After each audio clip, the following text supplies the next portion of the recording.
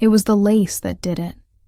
Not the kind of lace you buy off a clearance rack at a bridal outlet. This was hand-stitched, vintage French.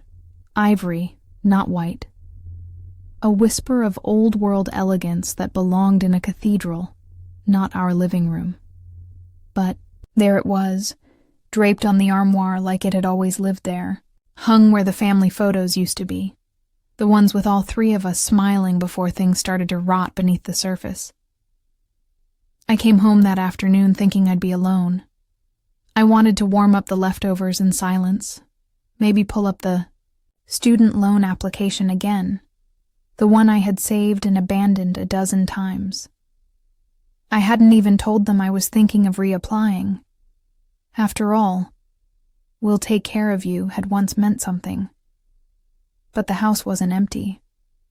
My mother was humming that old wedding song she always played when we were kids.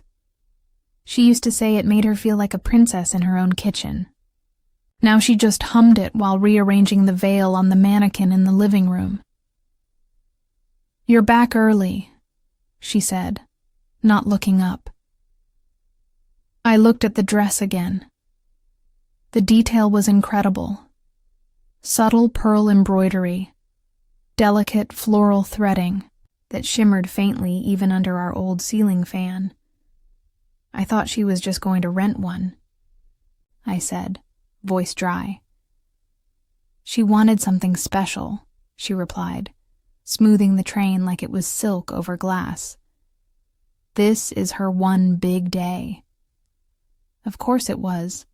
My sister Emily had always been the one. The softer one.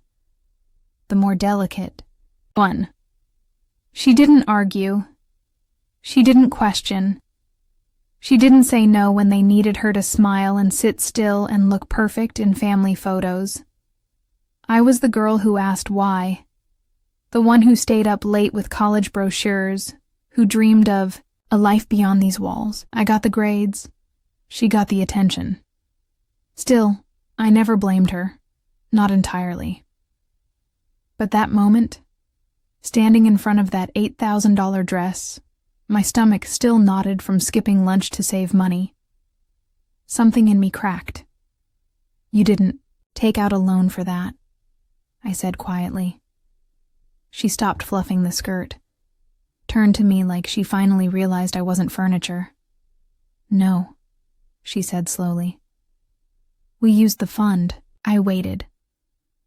"The college fund," I said, though I already knew. "It was just sitting there, sweetheart. You hadn't used it in years. We thought—" She trailed off. Not because she regretted it, but because she couldn't come up with a sentence that didn't make her sound worse. I felt the silence stretch long and thick between us, and for the first time in months, I didn't try to fill it. Later that night, I opened the drawer where I used to keep my dreams. Literal ones. Old applications, essays, rejection letters I never let go of. My acceptance letter to the art school in Portland was folded neatly underneath. The one I couldn't attend because we needed to wait until your sister finishes high school, then until the house is paid off, then just one more year. But that dress had shattered all the waiting, and I didn't say a word. I didn't scream. I didn't cry in front of them. I didn't even ask them to explain how they justified stealing my future and turning it into fabric and tulle. Instead, I took the trash out. I washed my plate. And I went upstairs and wrote a list of what was mine. I started the list on the back of an envelope, the kind that came from utility companies, the type that got stacked on the counter and only opened when something was overdue. It was all I could find at first, but there was something fitting about it. A bill, a quiet debt. I wrote it out in pen, not for them, for me. For the girl I had been 5 years ago, the one who stayed up researching scholarships with the same hunger most teenagers saved for boys and music festivals. The title, Things They Took Without Asking. My college fund. My bedroom wall, painted over when Emily needed something brighter. My piano lessons. My weekend job savings to help cover Christmas. My spot on the college tour. Canceled because Dad was sick again. My space. My voice. Stopped after number 7. The pen had started to dig too deep into the paper, as if my hand wanted to punch through it. Emily knocked on my door later that night. She didn't wait for me to say, "Come in." She just slipped in like always, still in her blush silk robe, hair pinned up the way Mom liked it, not a strand out of place. She sat on the edge of my bed like she used to when we were little, and scared of thunderstorms. "You're mad." "I'm not," I said. "You are." I looked at her. She was glowing. That soft, gentle kind of glow that came from being adored, from being the center of every decision, and maybe she didn't even know. Maybe that was the worst part. "They thought you weren't going back," she added. "That you'd moved on." I swallowed hard. "Did you tell them that?" Silence. "I didn't tell them anything," she said, eyes darting away. And that was the truth, wasn't it? She never had to ask for more. She just had to be silent and smile, and they gave her everything. The next day, they asked me to take photos for her wedding invites. I used to love photography. It was my minor in the application I never got to submit. I remember saving for my first DSLR, checking online reviews like they were gospel. I still had the camera, tucked under my bed. But the idea of photographing her in that dress, my future stitched into every thread, made something in me flinch. Still, I said yes. Like always. We drove out to the field behind the old train tracks, the one with the tall golden grass. Mom liked the idea of natural light and romance. I watched as Emily twirled under the sun, the dress catching the wind just right. She looked perfect, like a painting, like a dream I never got to have. "You're so good at this," she said after I snapped a few shots. "Yeah," I murmured. "I used to think so too." She didn't ask what I meant. That night, I lay in bed listening to them downstairs, laughing over the cake options, arguing about centerpiece colors, debating whether the violinist should play before or after. The vows. No one mentioned me. No one asked if I'd be okay taking on more hours at work. No one remembered I was still here, with half-packed boxes under my bed and a college login screen still blinking on my laptop.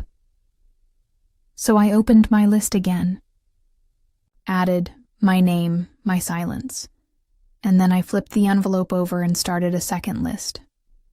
What I still have left. I wasn't sure what to write yet, but I knew it would be the beginning of something. When I was 14, I taught myself Chopin. We didn't have money for lessons anymore.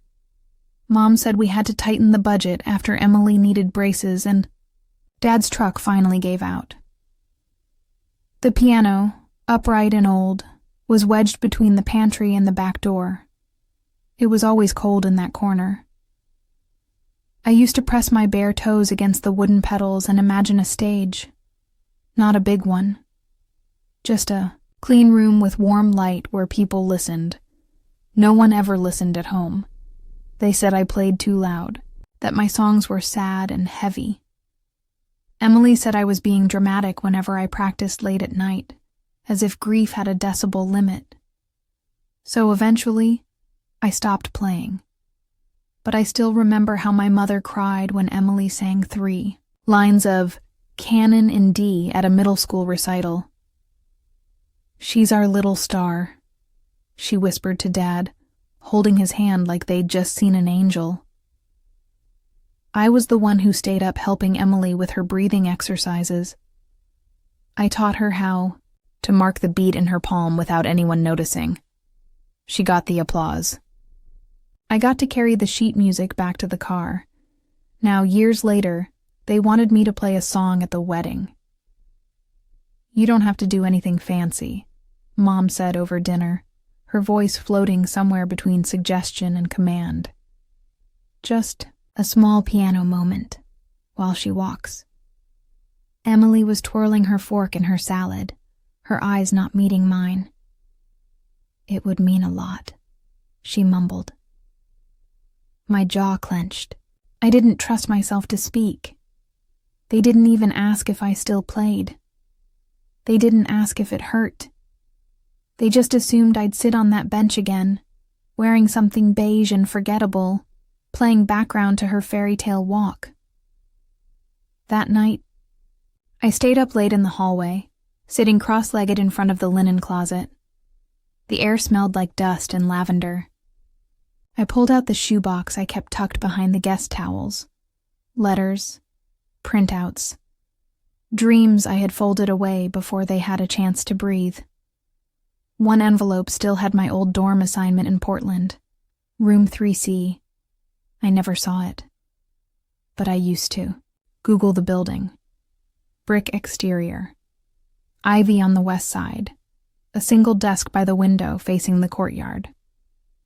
My parents said it wasn't practical. That art school wasn't worth the cost. They told me I was being selfish. That we had to put Emily's braces in therapy first. "You'll understand one day," Mom had said. "Family means we all make sacrifices, but some of us make more. Some of us learn to hold our breath through it." At work, I started picking up extra shifts. Not for them, for me.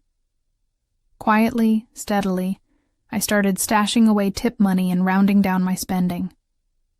I kept a folder labeled Possible Escape in my email. Airbnbs. Out-of-state job leads. A tiny, remote college with rolling admissions. I didn't know where I was going yet, but I was beginning to believe I could. Then came the bridal shower. They asked me to take photos again. Of course they did. When I showed up, they handed me a Polaroid and a clipboard. "You're in charge of memories," one of Emily's friends chirped, already half a glass deep into cheap champagne. Memories. Mine were already dissolving like sugar in a cup of tea. I watched them unwrap candle sets and matching aprons and monogrammed towels while I stood behind the lens. The only photo I wasn't in. No one noticed when I stepped outside. The backyard was quiet, the sun low and golden. I sat on the porch steps and opened the second list again. What I still have left.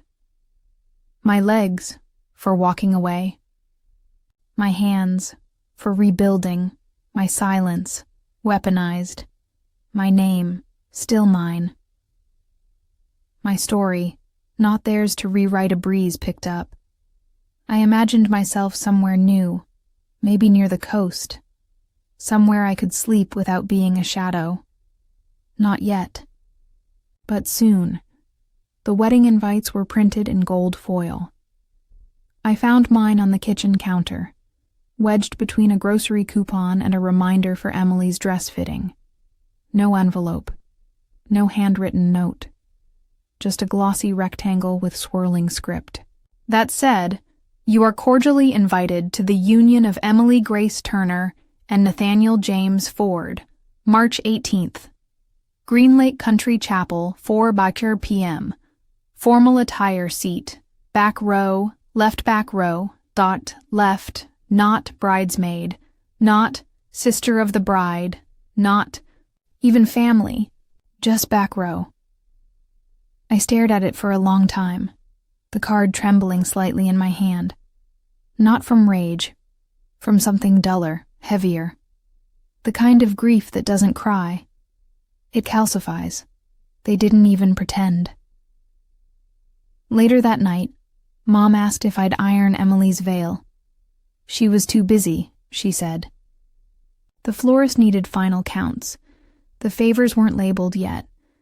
Could I just handle the veil? It would mean a lot. That phrase again. A currency they only spent when they wanted me small and compliant. I nodded. I did it. Not because I wanted to, but because I knew this would be the last thing I ever did for them. I didn't return the RSVP. I placed it in the drawer next to the list, now thick with scribbles and bitter lines. That drawer had become my graveyard of almosts and not yets. But this time it felt different. This time it felt like a choice.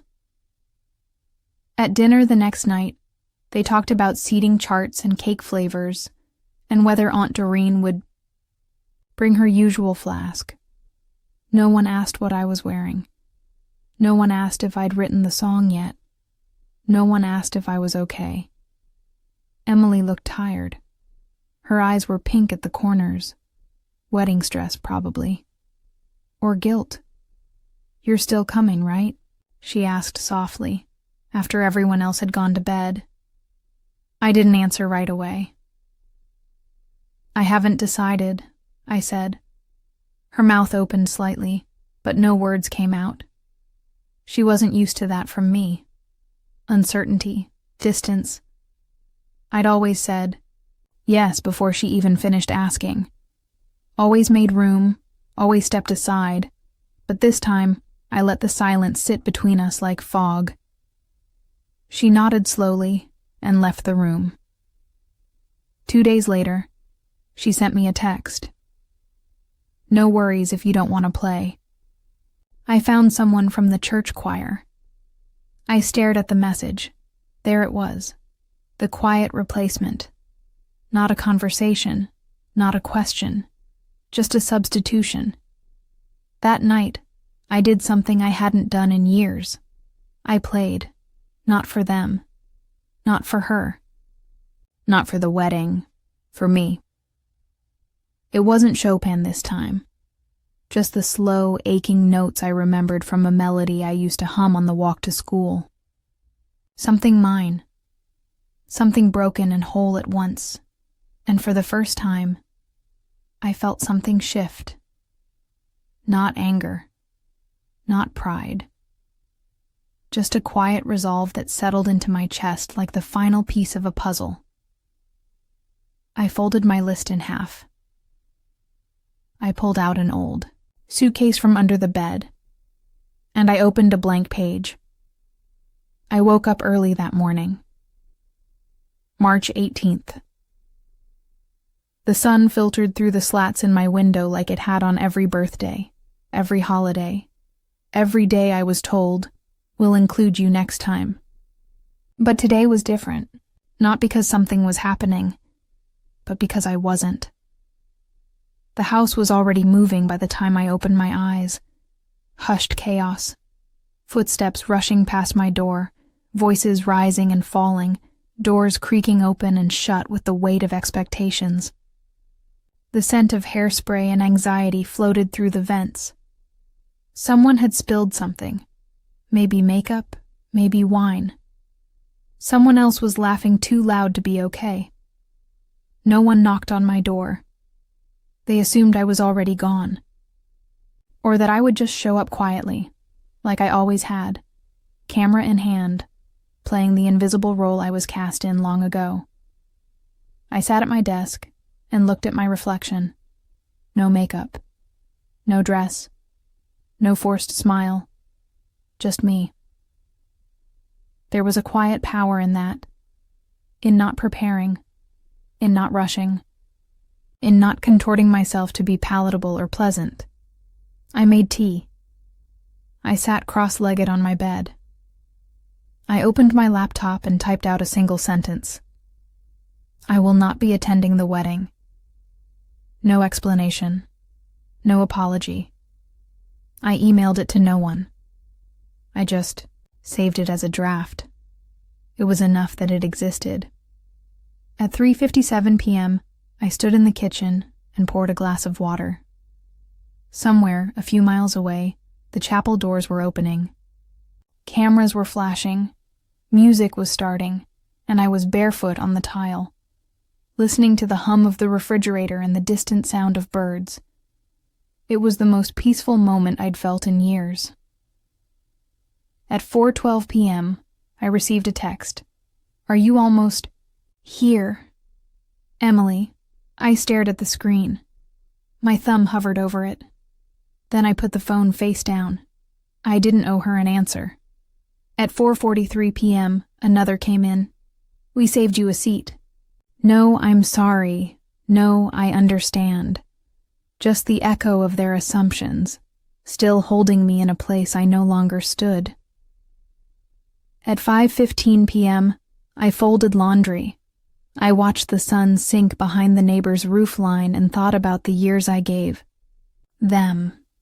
The holidays I spent scraping plates in the kitchen while Emily told stories in the living room. The nights I gave up sleep so someone else could shine. I had worn my silence like a second skin. But that day, I let it be something else. A boundary. At 6:30 p.m., I packed a single bag. Just the essentials, just what was mine. The camera, the lists, the envelope with the college brochure I never threw away. The thrifted denim jacket I wore when I still believed the world might be wide and kind. I didn't slam the door. I didn't write a note. I didn't want to hurt them. But I didn't want to be hurt anymore either. By the time they cut the cake, I was already gone. I thought they'd call that night, even just once. Not to beg, not to apologize, but to ask, "Where are you?" Or, "Are you okay?" But the phone stayed quiet, like it always had in moments that should have mattered.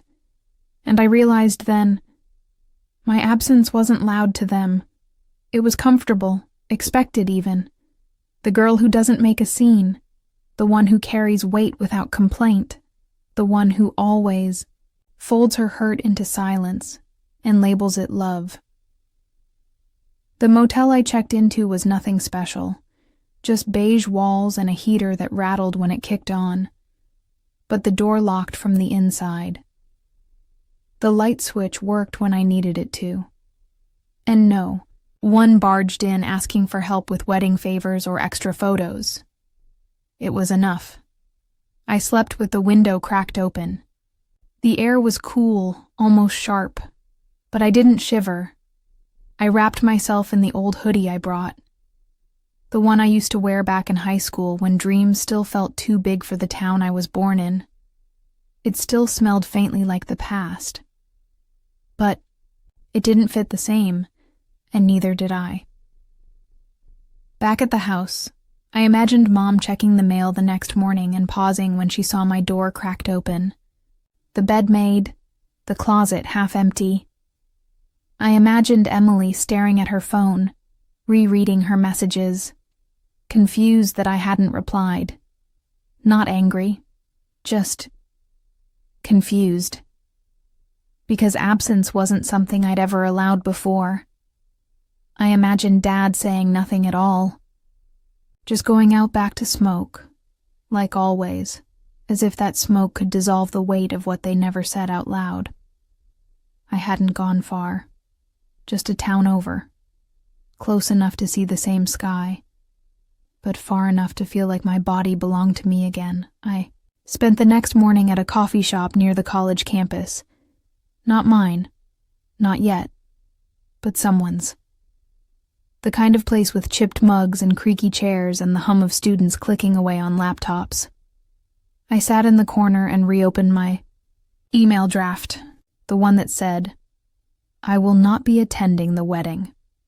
I added a second line beneath it, "and I am no longer part of this performance." Then I deleted it all, not because I took it back, but because I didn't need them to read it to make it true. Later that afternoon, I pulled out the list again. What I still have left. I stared at it for a while before writing the next line. A key they don't have, because for the first time they didn't know where I was. And more importantly, they didn't know who I was becoming. The coffee was burnt, not ruined, just overbrewed and too bitter for the weak paper cup. But I drank it anyway. It wasn't about the taste. It was about the fact that I'd bought it for myself, with the few crumpled bills I had folded into the sleeve of my jacket before I left. No one had asked me to grab a second one.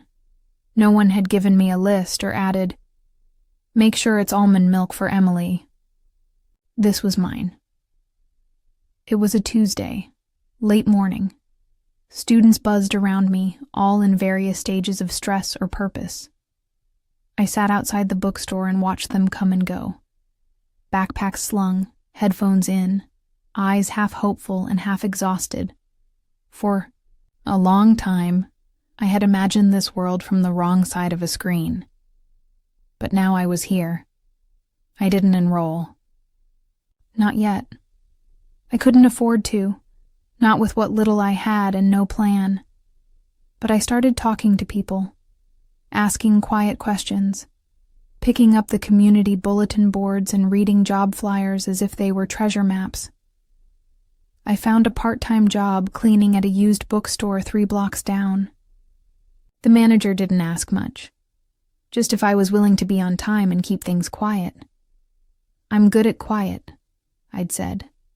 He'd smiled like he understood. The motel room stayed the same. Threadbare sheets, water-stained ceiling tiles, a flickering hallway light. But I made it mine. I rearranged the lamp to face the wall, hung up my denim jacket on the lone hook behind the door, bought a small corkboard and pinned up the only photo I kept. Me at 17, holding a second-place art fair ribbon, squinting into the sun like I wasn't quite sure how to stand in the light. I found her again in the mirror some nights. Not all the way, but almost. My phone stayed silent for 3 days. Then a single message came through, from Mom. "We're worried. Just let us know you're safe." No mention of the wedding. No mention of the dress, or the piano, or the back row. No apology. Just worry. Late and selective. I didn't respond. I wasn't interested in rehearsing the same conversations with the same lines. Instead, I slipped my phone into the drawer next to my list and taped a new title at the top. Things I choose from now on. My space, my voice, my pace, my anger, when it comes, my kindness, when it's earned, my silence, no longer theirs to expect, my dreams. Reclaimed, even if late at the bookstore, I started cataloging the poetry section. There was something comforting about it. The slow rhythm of titles and authors, the fingerprints left on pages by people I would never meet. I took home a thin volume of Adrienne Rich, used $2.50. A line on page 12 was underlined by a stranger. I came to explore the wreck. I read it again and again until I whispered it into the motel air like a prayer. I hadn't blocked their numbers, not because I wanted to hear from them, but because silence is a choice when you leave the door unlocked and simply walk away. There's something powerful about not slamming it, about not shouting, about not needing them to look back, to feel that you've already gone. They didn't find me right away. A week passed, maybe more. The motel calendar was missing 3 pages, and the staff didn't care much about dates. Every day felt the same and completely different. I woke up alone, yes, but lightness had returned to the center of my chest. Not joy. Not yet. But something. Like relief. I was no longer waiting for them to see me. The letter came folded in thirds, slid beneath the motel door by someone who never knocked. I recognized the handwriting. Dad's clumsy and cramped, like he was squeezing too much into too little space. He hadn't written me anything since my 12th birthday. a card taped to the fridge with a check, and the words, "Love you. Proud of you." This one was shorter. "Your mother cries every day." Emily's confused. "We don't know why you're doing this. You could have talked to us. I hope you come home soon." That was it. No signature, no return address. Just the weight of their confusion, neatly ironed into sentences that missed the point entirely. I folded it back into its envelope and placed it gently into the trash. Then I walked outside. The air smelled like rain, though the pavement was dry. Across the street, 2 college kids were arguing about something philosophical, something about time and what people owed each other.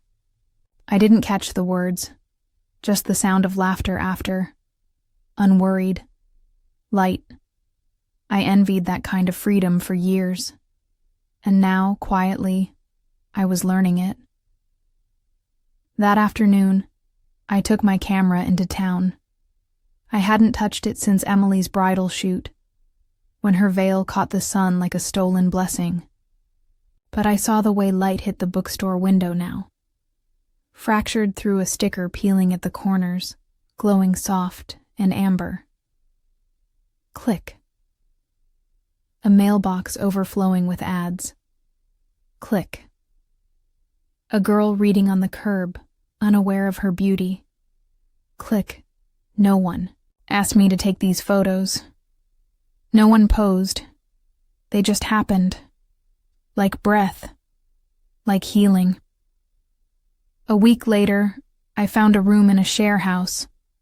The walls were thin, the floor creaked, and my closet was barely big enough for a suitcase. But it was enough. I taped a single photo to the wall. The bookstore window, sun pouring through. And beside it, a handwritten list. What I owe no one. My future, my forgiveness, my talent, my time, my seat at their table. They never understood why I left. Not really. They thought I was punishing them, that it was some dramatic statement. But it wasn't revenge, it was recognition. That I could not make them see me by shrinking anymore. That I could not wait for love to be given in return for obedience. I don't know if they ever kept my old room. I don't know if Emily ever wondered why I didn't come. I don't check. I don't look back. I don't hate them. But I don't need them.